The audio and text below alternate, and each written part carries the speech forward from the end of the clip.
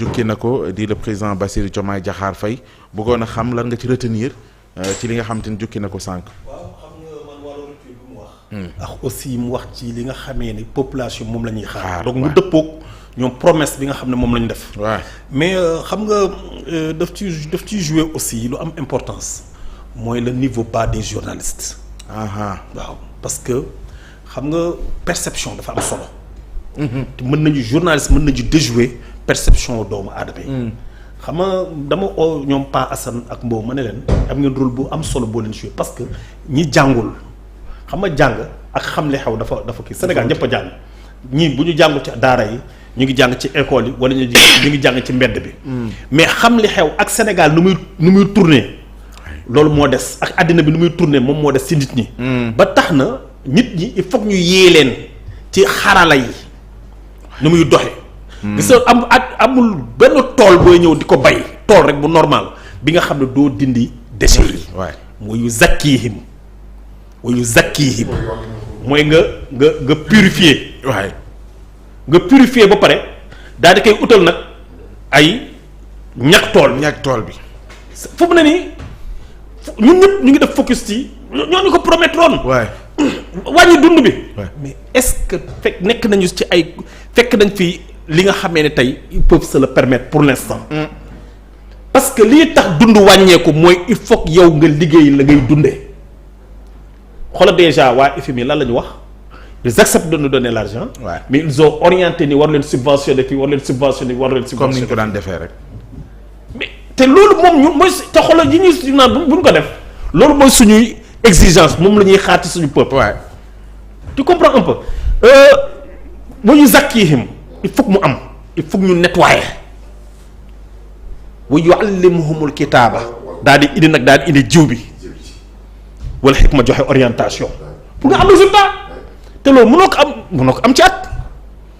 c'est pas possible il faut que niveau baawu journaliste yi xam nga yenn saa dañuy invité ñi le sensationnel. waaw wax na lii. wax na lee léeg-léeg xoolal question journaliste yi gën a nul fii boo xool lan la ñu wax waa diw de wax na lii lan moo ci sa xalaat loolu mooy question bi. loolu mooy xalaat yow xam nga yow di nga toog fii oo nga fi ay économiste mais si te amoo woon assise doo leen invité sa woo parce que relance la ñuy xam niveau journaliste ci biir idée bi kii bu wax nga jël ci relance mais boo amul niveau doo ko def xam nga yaa ngi comprendre. mais fii journaliste ngeen waa diw da wax na li loo ci xalaat diw da tontu na li loo ci xalaat dof bële Ahmed Ndoye naan kii diw la woon kële lii la woon je me permets de le lui dire parce que là dañ ko dénk lu précieux au lieu mu jéem koo def na mu ko war a defee mu ñëw di am feneen fu mu jaar. je me permets de le lui dire. parce que suñu doom yi dañ leen di déglu. yaakaar ne fii la fekk du foofu. di xotti orma nit ci biir télé c'est du n'importe quoi. bi su topp mooy que ni il faut que ñoom dëgg la ils ont donné des promesses. ils ont fait des promesses ci ni kat dañuy wàññi dund bi. waa dëkk bi di kii di leen xam mais nañu xam ni ñi leen voté ba tax ñu nekk président du waa Pastef de am na ñi nga xam ne faruñu fenn ñoom ñoo def la différence te ñoom ñu ngi toog di leen déglu intellectuels yi ñu baax ña ñu yar ñi ñu ngi ci biir bu ñu déglu par exemple li journalistes yi di génn rek ñu gars yi di kaas ci télé bi yaakaar ne Sénégal yëpp loolu la ñuy kaas waaw nañu wax nit ñi réalité bi nu mu mën a demee ñu xam aussi seen limite ak li affaire bi offrir. c'est important. waaw donc wàññi dund bi xam naa ne promesse kii na mais dañ koy def ci ni mu war a kii parce que xam lu tax xam naa la ñu bañ. mooy li daloon si suñu nguur bu njëkk ba rek. ba ñu ñëw rek wàññi dund bi. et dégg nga ñu leen koy taafatoo na en 18 jours bi ñu ko falee en 2012 moom au moins posé na acte mooy wàññi na. mais après qu'est-ce qui s'est passé ak lu teg ba tey gisaguñ lu mooy ay wax rek. xam nga la mooy dumping. xam nga système dumping. mooy nga ñëw taxaw nga ñëw wàññi dund bi par exemple wàññi dund bi par exemple def ko par exemple bu doon jar 800 nga def ko 500 nga toog ba si yàgg yokk ko 1500 toog ba si yàgg wàññi ko 1200 tu comprends kii acrobatie boobu ñu doon dundaloo. Sénégal dafa am ñaar kilifa bu wax na ko léegi dafa am soxla yi nga xam ne dafa taxaw ak construire le Sénégal. te loolu lañ leen di demander c'est-à-dire que ni dañoo bëgg a construire le Sénégal fexe ba li nga xamee ne amoon na fi dootu fi amaat. bon ñoom ñoo xam seen stratégie. Sénégal pays bu riche la on dañu naan un pays n'est jamais pauvre ce sont les gens qui y vivent.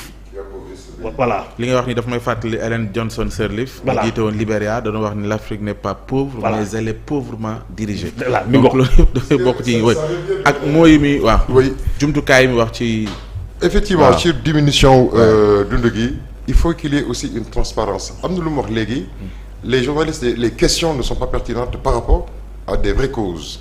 tey on parle de dindi wàññi dund gi oui il faut le faire mais il faut qu'il y ait une pédagogie pour les Sénégalais xam ne même bu fekkee ne dund bi day wàññeeku le commerçant bi nga xamante ne dafa dem Chine dem fii jënd ay marchandises ñëw fay ay taxes d'accord mënu ko wàññi nii parce que il doit gagner sa vie. C'est pas l'État qui le paye donc le Sénégalais bi nga xamante il n'a pas les moyens di espérer dund boobu il faut que à un moment donné mooy li ñu wax keroog. am na fu xaalis boobu war a jógee parce que li commerçant bi dul perte ci liggéeyam. muy àqam ak li Sénégalais bi war a denc mu doon yelleefam. mais état bi fan la jëlee xaalis boobu. justement mais ça il faut le dire. mais oui mais est-ce que. ci fiñ ci toll nii. wàññi bi dina am wala boog dañoo war a fexe liggéey ci pouvoir d'achat am na looy wàññi am na Sénégalais bu ko mënul jënd. finalement est-ce que loolu du doon problème. di nga wàññi pour ñan. est-ce que majorité bi dañ ci mën a accéder. wala boog dañoo war a liggéey pour fexe ku ne ci Sénégalais. am loo mën a jëndee ci marché il faut faire un plan social qui est échelonné escalier. C'est-à-dire qu'aujourd'hui on connaît tous les gens de par y a un travail qu'il faut faire de recensement. Selon le niveau de salaire. parce que tout le monde ne peut pas bénéficier d'une aide sociale. kii gagne 1 million. bu ñu yokkee mburu bi 25 francs wala ñu wàññi ko 25 francs moom du ko yëg. mais ki nga xamante ne il gagne 50 000 francs boo ko yokkee dërëm da koy rey. donc il faudrait analyser de façon très pointue xam ñi nga xamante ne ñoom la seen doole wàññi ko c'est pas pour rien que l'aide sociale permet aux gens démunis. d'accord de pouvoir avoir un complément venant de l'État et qui c'est qui les paye ce sont les Sénégalais qui payent effectivement des impôts des Sénégalais qui ont plus de revenus. et qui aident de façon indirecte. par des supports sociaux pour que Sénégalais yi mën ko am donc mais bu fekkente ne par exemple loolu amul le Sénégalais mu ngi toog di xaar et c'est vrai que il faut réfléchir sur le fait que tey le 15 mai bu fekkente ne dund gi wàññeekul comme ni ko Diomaye décidé.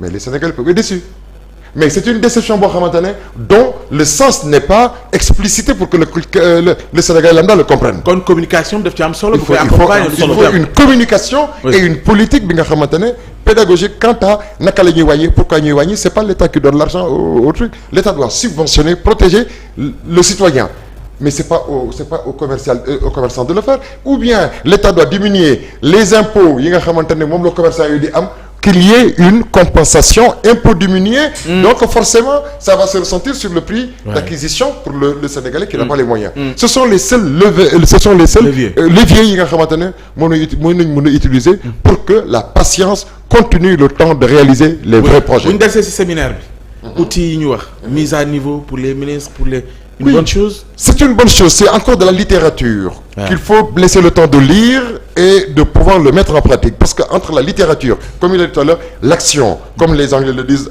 action louder words l'action est plus pertinente que les mots on peut effectivement faire de la littérature de la belle parole mais il nous attend dans la dialectique qu'est-ce que les gens ont compris quel a été le bénéfice des gens lan la nit ñi am ci yelleef ak ci li nga xamante ne digg nañ leen ko mu jaar yoon ou le faire de façon calendaire progressivement par rapport ak les capacités mais le dynamisme la rupture l'organisation surtout organisation efficacité efficience bien sûr efficience l'efficience doit être au service de l'être humain sinon elle ne sert à rien.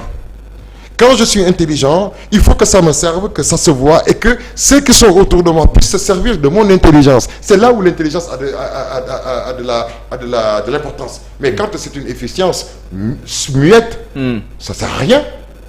Et là, aujourd'hui, par exemple, tous ces gens qui ont une efficience intellectuelle, qui ont un sens de la rigueur, qui acceptent la rupture, ba pare di dem ci cheminement de rupture boobu, mais on a besoin de ces gens. Parce que le Sénégal va traverser des moments où les gens ont la liberté de parler pour ne pas que la tension monte. Il faut réguler parce qu'on le dit encore et j'insiste là-dessus. Avant les chefs religieux demandaient au peuple de ñu muñ. On a vu ce qui s'est passé. C'est pas parce qu'on les respecte plus on les respecte encore parce que sénégalais gëm na diineem xam na ki nga xamante ne moo ko teg ci siratal mustaqim waaye xam na aussi que ne pour mu lekk il faut que moom mu jóg. Le pragmatisme. Nous partons d'une mutation sociologique, d'accord, qui est dans l'ordre de la patience inexpliquée ou de la patience en fait culturelle boo war a am góor julli da ngay muñ avec un pragmatisme celui qui veut se réaliser parce qu'on le dit toute la vitesse aujourd'hui du développement au niveau financier au niveau de la technologie elle ne laisse pas en rade la rapidité de développement de l'être humain et loolu donc il faut ñu bàyyi ci xel mais je me dis que li mu wax yëpp les slogans qu'il a dit il faut simplement qu'on les mette en œuvre et c'est là où aussi les Sénégalais attendent oui Cheikh Oumar Talla ba tey ci séminaire